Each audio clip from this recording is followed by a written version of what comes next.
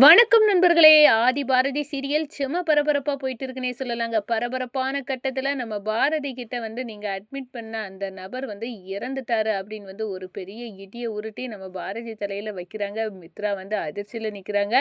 மொத்தத்தில ஒட்டுமொத்த குடும்பமும் என்ன ஆதி இறந்துட்டாரா அப்படின்னு அந்த செய்திய கேட்டு மிரண்டு போய் நிக்கிறாங்க.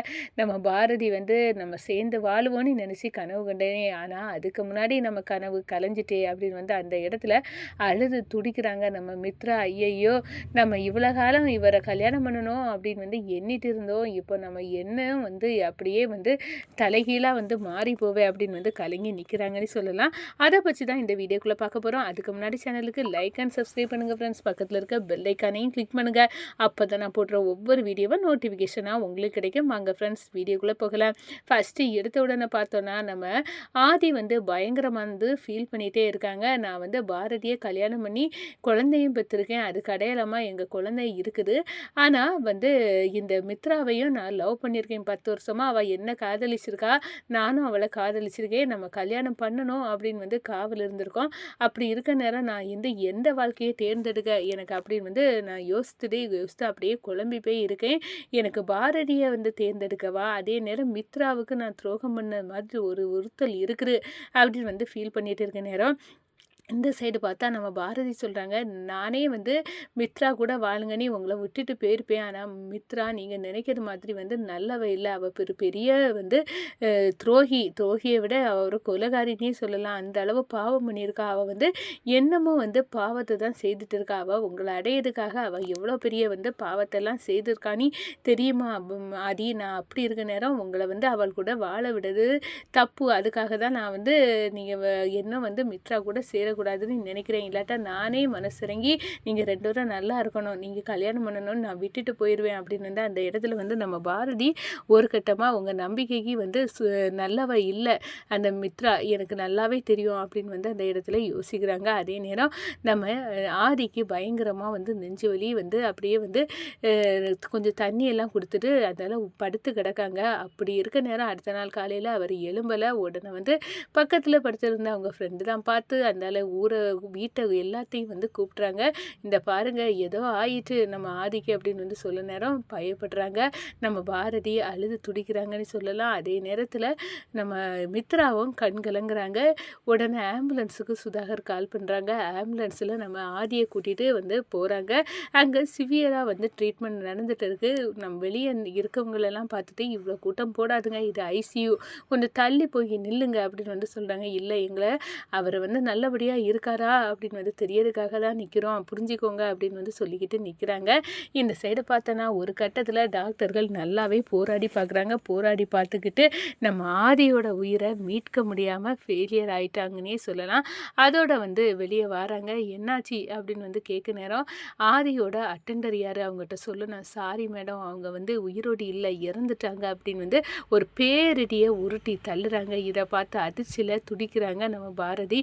நம்ம தமிழும் ஆதித்யாவும் ஐயோ அப்பா நீங்கள் எங்களை விட்டுட்டு ஏன்பா போனீங்க அப்படின்னு அந்த இடத்துல கதறி துடிக்கிறாங்கன்னு சொல்லலாம். இந்த சைடு பார்த்தோன்னா நம்ம பாரதி அப்படியே மிரண்டு போய் அழுறாங்க. நான் எதுக்காக இருந்தேன், நான் உண்மையை மறைச்சதே இப்படி ஏதாவது ஆயிரும், நம்ம 2 பேரும் சேர்ந்து வாழணும் அப்படின்னு தான் நான் மறைச்சேன். நான் தான் பாரதியோட மனைவி, எனக்கும் ஆதிக்கம் பிறந்தது தான் ஆதித்யா அப்படின்னு அந்த இடத்துல சொல்லி அழுறாங்க. இதை பார்த்துட்டு இருக்க நம்ம மித்ரா அப்படியே மிரண்டு போயிருக்காங்க. பாரதி இப்போ அவன் ஆதி உயிரோடு இல்லை, நான் தான் மனைவி அப்படின்னு எல்லார் முன்னாடியும் சொல்லுறா. நான் எந்த உறவை வச்சு நான் அவரை நினச்சி நான் அழ முடியும், எனக்கு அந்த உரிமை இல்லாமல் போச்சு.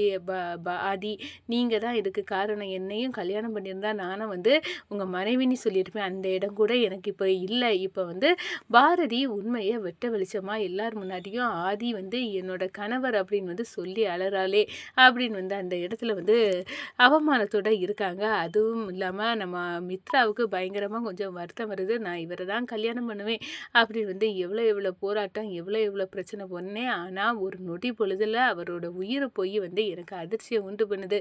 நான் இதெல்லாம் எதிர்பார்க்கவே இல்லை அப்படின்னு வந்து அந்த இடத்துல துடிக்கிறாங்க. எல்லாத்துக்கும் காரணம் இந்த பாரதி தான். பாரதியும் அவரோட பிள்ளைங்களும் சேர்ந்து தான் எங்கள் வாழ்க்கையை இப்படி வந்து ஆகிட்டாங்க. அவர் வந்து நாங்கள் வெளிநாட்டிலேருந்து அமெரிக்காவிலேருந்து 2 பேருமே வந்ததே கல்யாணம் பண்ணி சந்தோஷமாக செட்டில் ஆகதா. இங்கே வந்த பிறகு தான் இவருக்கு அப்படி ஒரு ஃபேமிலி இருந்துச்சு அப்படின்னு வந்து எனக்கு தெரிய வரும். ஏன் இப்படியெல்லாம் நடக்கணும் அப்படின்னு வந்து அந்த இடத்துல துடிச்சு போகிறாங்க. எல்லாத்துக்கும் காரணமான இந்த பாரதியும் பாரதியோருக்கு குடும்பத்தையும் நான் இன்னும் விட போகிறதில்ல. அது இல்லாதாலும் எங்கள் வாழ்க்கையை நாங்கள் வாழ முடியாமல் தடுத்தது இந்த பாரதி தான் அப்படின்னு வந்து அந்த இடத்துல வந்து கொந்தளிக்கிறாங்க. இந்த சைடு பார்த்தா நம்ம மித்ரா வந்து இந்த மித்ராவோட நம்ம இந்த சைடு பார்த்தா நம்ம பாரதி வந்து மித்ராவோட தொந்தரவால் தான் இப்போ ஆதிக்கு இந்த நிலைமை ஆயிட்டு. அவரை வந்து அப்படியே இவா போட்டு உருட்டி எடுத்து அதை இதுன்னு குழப்பி ஒரு வழி ஆக்கி இந்த மனுஷனை கடைசியில் இப்படி ஆக்கிட்டா. எங்கள் வாழ்க்கை முடிஞ்சு போச்சு அப்படின்னு வந்து இப்போ என் பிள்ளைங்களுக்கு அப்பா இல்லாமல் ஆக்கிட்டா. இதுக்கெல்லாம் காரணம் மித்ரா தான் அப்படின்னு வந்து அந்த இடத்துல வந்து நினைக்கிறாங்கங்க.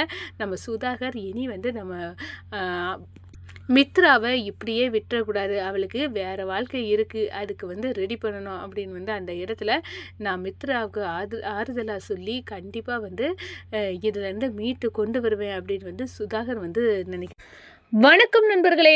ஆதி பாரதி சீரியல் செம பரபரப்பாக போயிட்டு இருக்குன்னே சொல்லலாங்க. பரபரப்பான கட்டத்தில் நம்ம பாரதி கிட்ட வந்து நீங்கள் அட்மிட் பண்ண அந்த நபர் வந்து இறந்துட்டாரு அப்படின்னு வந்து ஒரு பெரிய இடியை உருட்டி நம்ம பாரதி தலையில் வைக்கிறாங்க. மித்ரா வந்து அதிர்ச்சியில் நிற்கிறாங்க. மொத்தத்தில் ஒட்டுமொத்த குடும்பமும் என்ன ஆதி வந்து இறந்துட்டாரா அப்படின்னு வந்து அந்த செய்தியை கேட்டு மிரண்டு போய் நிற்கிறாங்க.